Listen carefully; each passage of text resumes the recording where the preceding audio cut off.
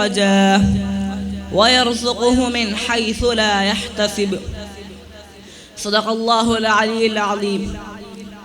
അള്ളാഹു നമ്മെ ഇന്ന് ഇവിടെ ഒരുമിച്ച് കൂട്ടിയതുപോലെ നാളെ അവൻ്റെ കമനീയമായ ജന്നാത്തുൽ ഫിർദൗസിൽ ഒരുമിച്ച് കൂട്ടി അനുഗ്രഹിക്കുമാറാകട്ടെ.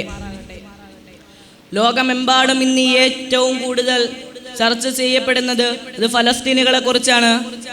കാരണം ചരിത്രത്തിൽ തുല്യതയില്ലാത്ത അനീതിയും അക്രമവുമാണ് അമേരിക്കയുടെ ജാരസന്ധതയായ ഇസ്രായേൽ അവിടെ അഴിച്ചുവിടുന്നത്.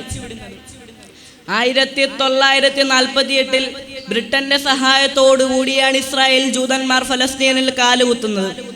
അന്ന് മുതൽ അവരുടെ അജണ്ടയാണ് ഫലസ്തീൻ മുസ്ലിങ്ങളുടെ ഉന്മൂലനം എന്നത്. ഇതിന്റെ പേരിൽ തന്നെ ധാരാളം അക്രമങ്ങളാണ് ജൂതനരികൾ അഴിച്ചുവിടുന്നത്. സാക്ഷാൽ ഫറോവയെ പോലും ലജ്ജിപ്പിക്കുമാറ് പാവങ്ങളായ ഫലസ്തീൻ മക്കളോട് ഇസ്രായേൽ ചെയ്യുന്ന ക്രൂരത ലോക മനസാക്ഷിയെ പോലും ഞെട്ടിത്തെറിപ്പിച്ചിരിക്കുകയാണ്. UN അടക്കം 147 രാജ്യങ്ങൾ, നമ്മൾ ആലോചിക്കണം, ഒന്നും രണ്ടും രാജ്യങ്ങളൊന്നുമല്ല, 147 രാജ്യങ്ങൾ എതിർപ്പറിയിക്കുകയും ഫലസ്തീൻ സ്വതന്ത്ര രാജ്യമാക്കാൻ പിന്തുണ അറിയിക്കുകയും ചെയ്തിട്ടും ഇതൊന്നും വകവയ്ക്കാതെ സർവ്വ അന്താരാഷ്ട്ര മര്യാദകളിൽ ലംഘിച്ചുകൊണ്ടാണ് ജൂതകിങ്കരന്മാർ അവിടെ നരഹത്യ തുടരുന്നത്. മരണസംഖ്യ 70,000 കഴിഞ്ഞു. അതിൽ പരിക്കേറ്റവർ 10 മടങ്ങാണ്. അഭയാർത്ഥികളായി പലായനം ചെയ്യുന്നത് ലക്ഷക്കണക്കിന് പേരാണ്. അവർക്ക് പോകാൻ വഴികളോ നാടുകളോ ഇല്ല. അവർക്ക് ചികിത്സിക്കാൻ ആശുപത്രികളില്ല. അവർക്കൊന്ന് കിടന്നുറങ്ങാൻ കൂരയില്ല. വിശപ്പടക്കാൻ കുടിവെള്ളമോ ആഹാരമോ ഇല്ല. ഇവർക്ക് വൈദ്യുതികളില്ല. ആകാശങ്ങളെ കൂരകളാക്കിയും മണൽത്തരികളെ മെത്തകളാക്കിയും വെടിയൊച്ചകളെ കൂടപ്പറപ്പാക്കിയും കണ്ണീരിഞ്ഞ കുടിവെള്ളമാക്കിയും കഴിയുന്ന ഈ ജനതയെ സയനിസ്റ്റേ നിനക്ക് ഒരിക്കലും പരാജയപ്പെടുത്തുക സാധ്യമല്ല. നിരായുധരായ അവർ അവരുടെ ഈമാനിന്റെ ബലം കൊണ്ട് കരിങ്കൽ ചീളുകൾ കൊണ്ടുമാണ് മിസൈലുകളോട് പോലും പടപൊരുതുന്നത്. ആയുധം കൊണ്ടവരെ പിന്തിരിപ്പിക്കാൻ കഴിയില്ല എന്ന് മനസ്സിലാക്കിയ സയനിസ്റ്റുകൾ അവരെ പട്ടിണിക്കിട്ട് കൊല്ലാൻ ശ്രമിച്ചു. ഇതൊന്നും ഫലം കണ്ടില്ല എന്നതിന് കാലം സാക്ഷിയാണ്.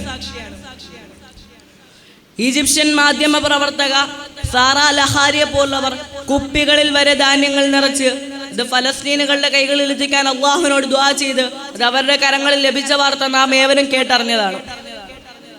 1-2 ബോട്ടിലുകളല്ല, 100 കണക്കിന് ബോട്ടിലുകളാണ് എല്ലാ പ്രതിസന്ധികളെയും അതിജീവിച്ചുകൊണ്ട് ഭക്ഷണ പൊതികളായി തീരമണഞ്ഞത്. ഇത് അള്ളാഹുൽ ഫലസ്തീനുകൾ പരമേൽപ്പിച്ചതിന്, അല്ലെങ്കിൽ അള്ളാഹുൽ തവക്കലാക്കിയതിന് അവൻ നൽകിയ സമ്മാനമാണ്. അള്ളാഹു ഖുർആനിലൂടെ പറയുന്നു, وَمَن يَتَّقِ اللَّهَ يَجْعَل لَّهُ مَخْرَجًا وَيَرْزُقْهُ مِنْ حَيْثُ لَا يَحْتَسِبُ. ആരെന്നിൽ ഫലമേൽപ്പിക്കുന്നു അവന് രക്ഷാമാർഗവും അവൻ ഉദ്ദേശിക്കുക പോലും ചെയ്യാത്ത ഭാഗത്തുകൂടി അള്ളാഹു അവന് റിസ്ക് നൽകും. ഫലസ്തീനികൾക്ക് വേണ്ടി മറ്റുള്ളവന് ചെയ്യുന്ന ദുആ ഇതൊന്നും വെറുതെ ആവുകയില്ല. ഇതിന്റെയൊക്കെ സൂചനയാണ് ഇസ്രായേൽ പട്ടാള ക്യാമ്പിൽ നിന്നും പുറത്തു വരുന്നത്. പട്ടാളക്കാർ കൂട്ടമായി ആത്മഹത്യ ചെയ്യുന്നു.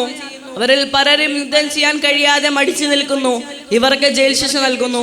ഇതെല്ലാം നാം കേട്ടുകൊണ്ടിരിക്കുന്ന ശുഭവാർത്തകളാണ്. ഇതിനേക്കാളും വലിയ സന്തോഷ വാർത്തയാണ് 14 നൂറ്റാണ്ടുകൾക്ക് മുമ്പ് മുഹമ്മദ് മുസ്തഫ സല്ലല്ലാഹു അലൈഹി വസല്ലം നമുക്ക് പഠിപ്പിച്ചു തന്നത്. മുസ്ലിം ഉമ്മത്ത് ജൂതനുമായി യുദ്ധം ചെയ്യും.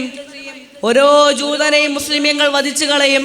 മുസൽമാനെ പേടിച്ച് ജൂതൻ വൃക്ഷത്തിന്റെയും മലകളുടെയും പിന്നിൽ പോയി ഒളിച്ചിരിക്കുമ്പോൾ ആ വൃക്ഷങ്ങളും മലകളും പറയും, ഇതാ എന്റെ പിന്നിൽ ഒരു ജൂതൻ ഇരിക്കുന്നു, അവനെ പിടിച്ച് വധിച്ചു കളയാൻ വിളിച്ചു പറയുമെന്ന് മുഹമ്മദ് മുസ്തഫ സല്ലല്ലാഹു അലൈഹി വസല്ലം നമുക്ക് പഠിപ്പിച്ചു തന്നു.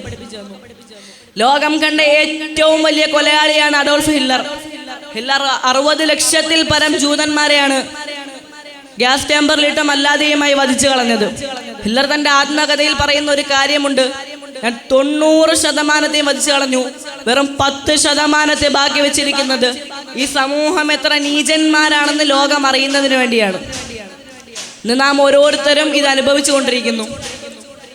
ഇത്രയും പറഞ്ഞുകൊണ്ട് ഞാൻ എൻ്റെ ഈ ചെറുപ്രസംഗം നിർത്തുന്നു. വാഖിറു ദഅ്വാനാ അൽഹംദുലില്ലാഹി റബ്ബിൽ ആലമീൻ. അസ്സലാമു അലൈക്കും വറഹ്മത്തുള്ളാഹി വബറകാതുഹു.